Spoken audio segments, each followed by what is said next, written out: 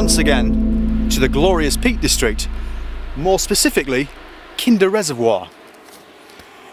The massive Kinder Scout up there, and just back down the path a mile or so is the village of Hayfield. So it's good to be back, it really is. It's good to be back. It's good to be back in the Peak District. So for those of you that have been following my videos in sequence, you will have seen that I've just come back from Asia. I've been there for 3 weeks, travelling around Thailand, Malaysia, Singapore, Cambodia, various places in between, and it really has been the trip of a lifetime. Absolutely amazing. But we are now back about 2 or 3 days later in the glorious Peak District.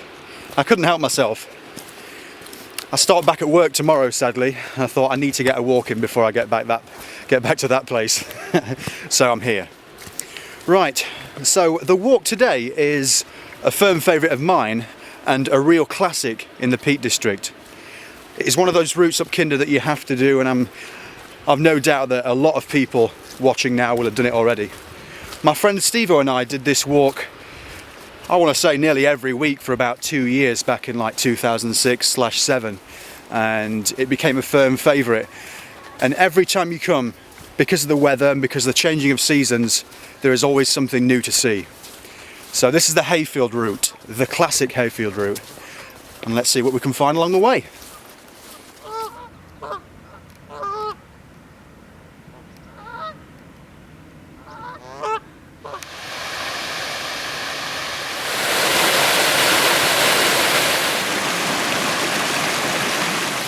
Welcome back to the next place of interest on this walk on the Hayfield circuit. So this is the base of William Clough. Now, if you spotted at the start of the video, there's a plaque on the quarry there at Bowden Bridge. And on the 24th of April 1932, that is the spot where Benny Rothman and 300 others gathered for the Kinder Trespass. Now, it was quite a significant point in the history of us walkers, because that was one of the moments that paved the way for the Countryside and Rights of Way Act, and it was a big fight in the right to roam. Regular people wanted to access the hills, being stopped by the rich landowners and the gamekeepers, and just further up here is where a few clashes happened and quite a few people ended up in jail on that particular day. But it was a very significant day, and one that is very important.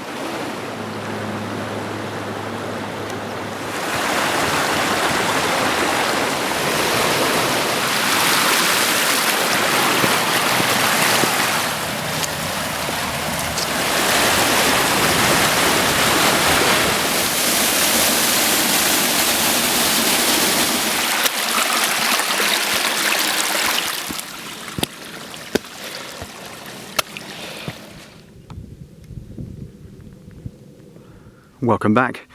So there's the top of William Clough, and we came up to this point here, which is Ashop Head, and you've got the other Ashop running down towards Ladybower and the Woodlands Valley down that way. But we're heading up Kinder, and as you can tell, it's quite a steep one, this bit. Short but sharp, thankfully.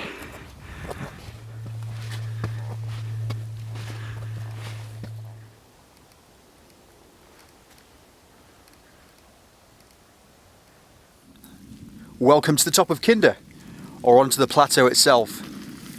This position here, grid reference on screen now, is an interesting yet sad place, because this is where 2 Canadian Sabre Jets crashed. Obviously dates, models on screen now, but the wreckage is scattered across quite a wide area. This is the start of the wreckage trail here. You can see a small part on the floor just there.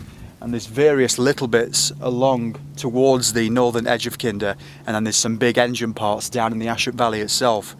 My friend Andy and I went a walk to find those particular bits, so if you'd like to click on screen now, you can follow the link to that video and check out those other engine pieces, or you can wait until the end of this one and the link will be in the description. So yeah, it's quite a sad place, but it's only just off the edge path, so it's worth a little walk up to have a look.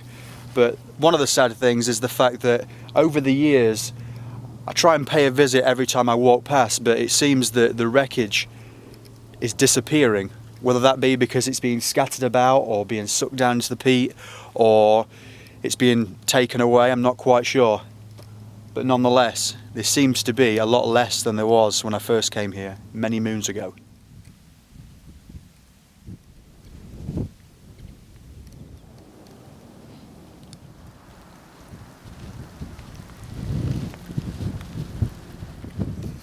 Welcome back to the next point of interest here on this walk on the Hayfield route. This behind me here, or this area, is called Sandy Haze, and there's a particular marking on the rock over there which you've just seen with the initials GK and a cross.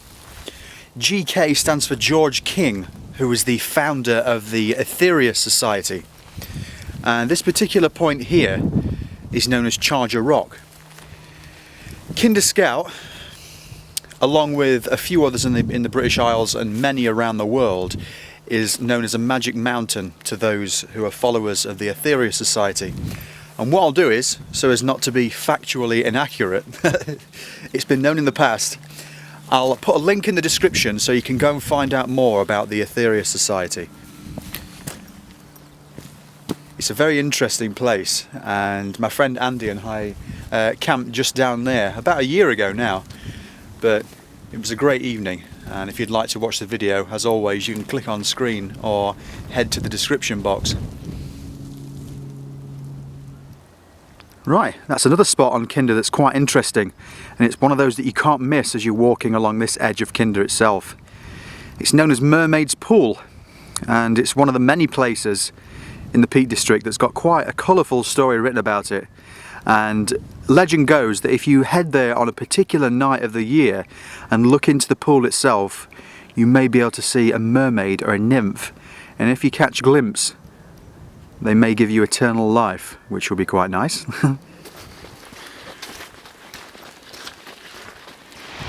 And the next point of interest that is totally unmissable is Kinder Downfall. A very interesting spot because if the wind's coming from the right direction, the waterfall goes into reverse, and if you're standing at the top, you're going to get very wet.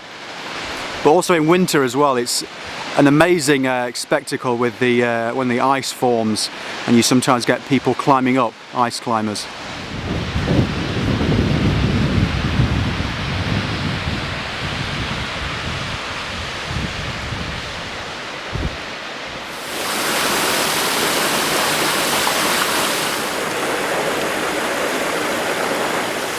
So welcome to the top of Kinder Downfall.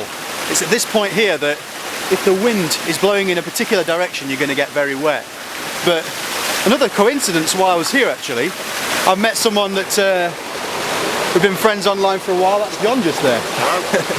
I did see him over the top. I thought, I wonder if that's John. But I didn't want to seem like a weirdo. But then when I got down to the point where you get a great view of the downfall, turns out it was. So, chance meeting.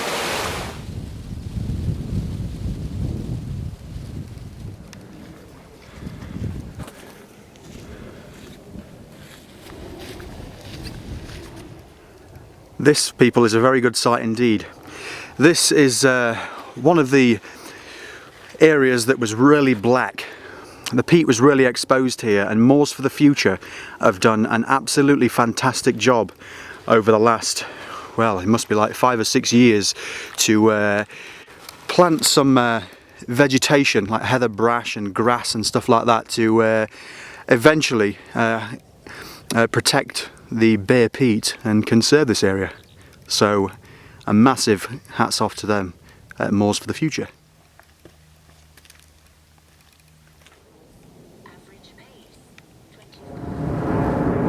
The Emirates A380.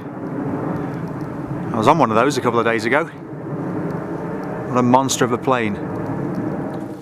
Welcome to Kinder Low and the trig point here.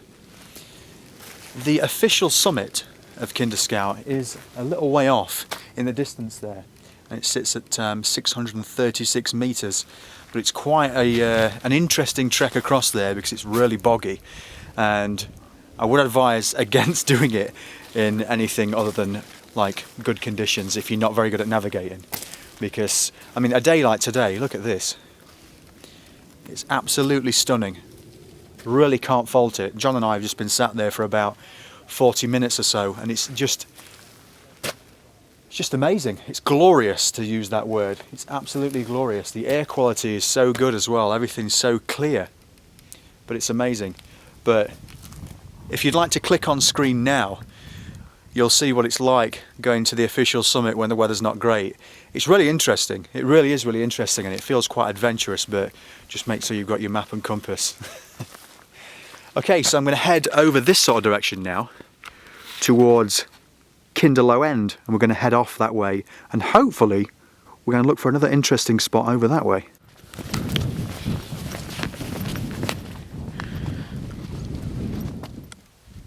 This spot here is an old burial mound which you pass on the way towards Kinder Low End, which is just there. The views are absolutely stunning today, as they always are, but the air quality is fantastic.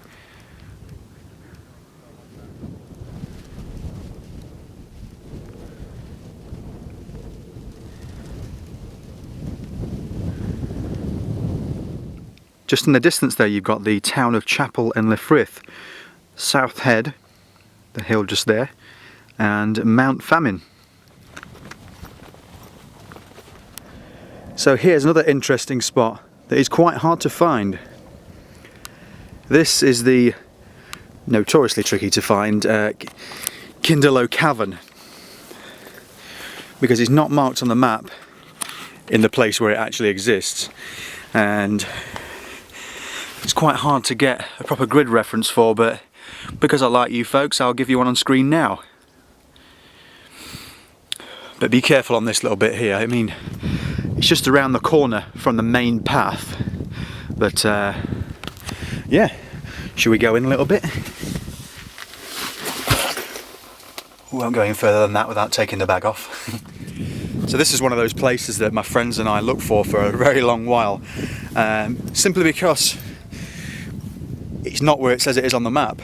So, I mean, we checked like the south side of Kinder Low End, the north side, we've been all around here, and I must have missed that. Well, I daren't say how many times I missed it, but we found it in the end, and I've plotted it on the map. So, but it is quite easy to find. It's only just around the bend from the actual main path where it gets really steep as you're heading down to the fields there. But yeah, it is quite hidden, so you wouldn't, even if you were looking upwards from just down below there, you wouldn't see it because of the way the entrance is, where it's pointing. But directly out the entrance you can see Mount Famine. And we're back on the path again.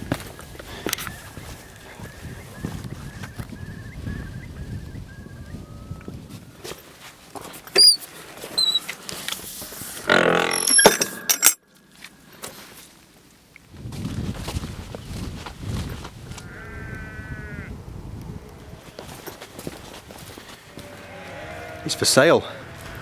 My dream house.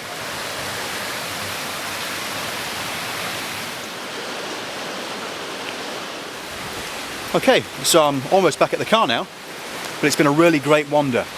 It's always great to walk the classics every now and then.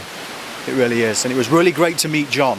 Really chance encounter, but I've been talking to John online and Facebook and Twitter for a good couple of years now, so it was great to finally meet him. He's only from Buxton, so yeah, it was good. But also, while I think about it, I'd like to send out get well soon wishes to Mike, aka Pete Rambler. I was very sad to read a couple of months ago that he was the victim of a hit and run accident, and it did quite substantial damage to the bones in his legs. So I'm wishing you a quick recovery, Mike, and we'll see you out here again soon, no doubt. And if it comes to it, we'll carry your bags and everything like that, but you'll get back out, mate. Okay, so thanks to all you for watching, and all the links are in the descriptions from things that I've mentioned today, the videos and some of the places and stuff like that. So thanks for watching, thanks for subscribing, liking, commenting. I'll see you next time. Bye for now.